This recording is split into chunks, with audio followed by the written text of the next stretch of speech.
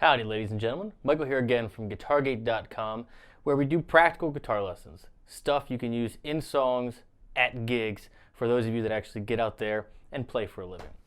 So this song, such a crowd killer, it's a 10. This whole record, Dusty in Memphis, I highly recommend listening to it front to back, as it's just outstanding playing, outstanding singing, outstanding songwriting, pretty much a desert island album for me. All right, so here we go. First thing you have to get, you gotta get that intro lick. You don't have this, you don't have the tune.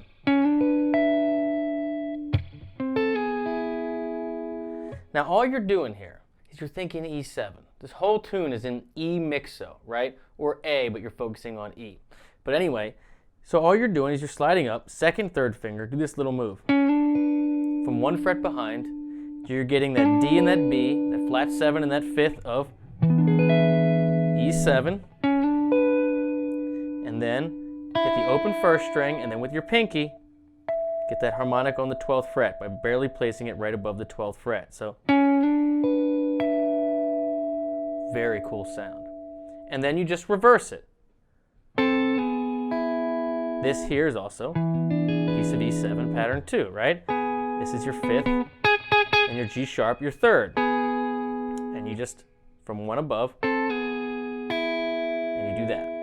You do it twice. Now the form of the tune is you basically have E, A, and B. But again, the melody is an E mixo. So major 3rd, flat 7. And the drums is very loose, it's very laid back. This is that soul kind of Memphis kind of sound. So you just really want to hang back and be in support of your singer. Starts on E.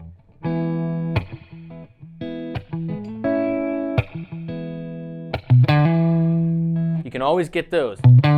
You hear the horns do it a lot. And again, that's just root, you got a 5th, and you got a flat 7. Again, very mixo.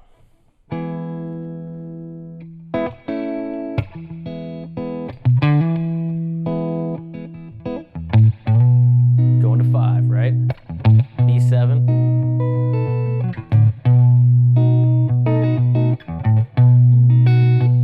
Here's your chords. 1. Walk to the 4. It's that little horn part.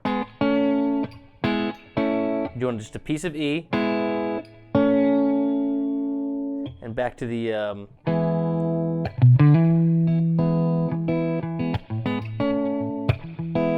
now does this little walk down where yes she was. You're just voice leading. You can do it here by going piece of E, piece of B, piece of A. You can visualize it better, do it here. That's what you hear those horns do, right? So if you are in a band where you have someone else that can lay down just the big chords, you want to hit those horn parts, or however you want to do it. You know, you can go,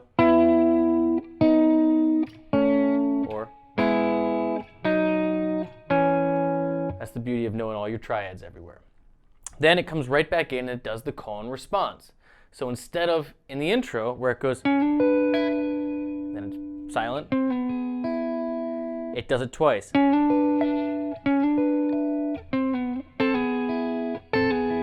you got to decide whether you're going to do 2 or do 1. I always feel like it makes sense to just do 1 if there's only one person, because calling and responding to yourself doesn't always have the same effect because you can't let it ring out as much. Now, the only other real part to this tune is you have the part where it modulates. So it has the bridge, and what you're looking for is that D. And you want to hit those hits. Everyone in the band goes that ba ba ba ba. So again, D would be the flat 7 in E. So very E mixo still, right? In the key of A, right? So A,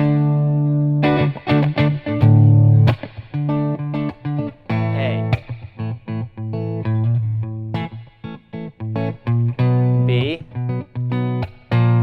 going down to B flat to grab that. This is our 5, going to 5. Again, it goes to E.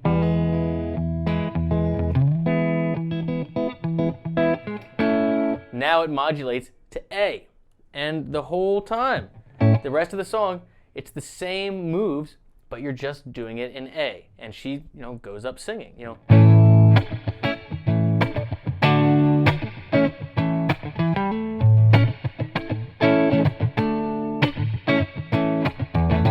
Right? She stays there.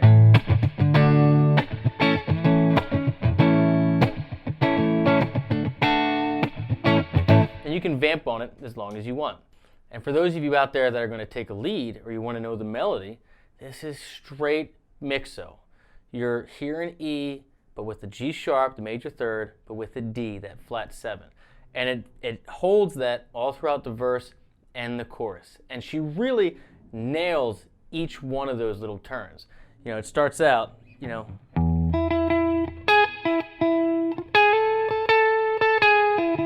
all I'm doing is over the E, I'm going root, major third. That's the thing. And then when it goes to the 4 chord, right, the A, in the verse, I'm hitting that A. I'm sussing out that melody,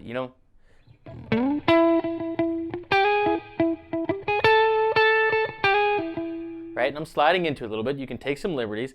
And then when it goes to that B7, this is the key here. It goes... These are your notes right here. You have E, D, and B. So this is like a B minor thing, right? But what you're really doing is you're staying in A. You're staying in E mixo. E, flat 7, B. Even though the chord has that major third, it's...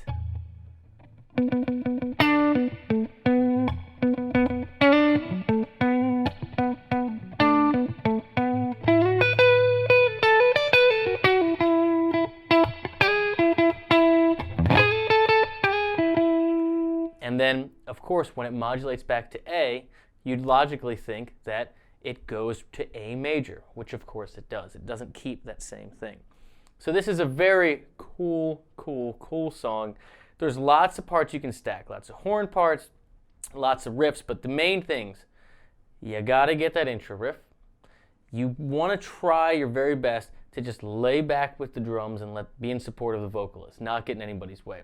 If you are gonna stack stuff, keep it to horn parts like upper triads where you're going into that 4 chord, always going down 1 into that 5 chord. It's always ba-ba. There's always those little pushes. Go back and listen to the ornamentation. And then, of course, whenever the whole band, has some hits like on that D, that ba-da-da-da, you definitely want to get those.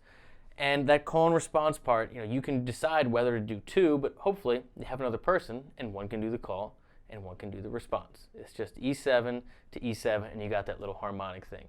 Besides that, you got to get a badass singer. Take a listen to this one. It's a lot of fun.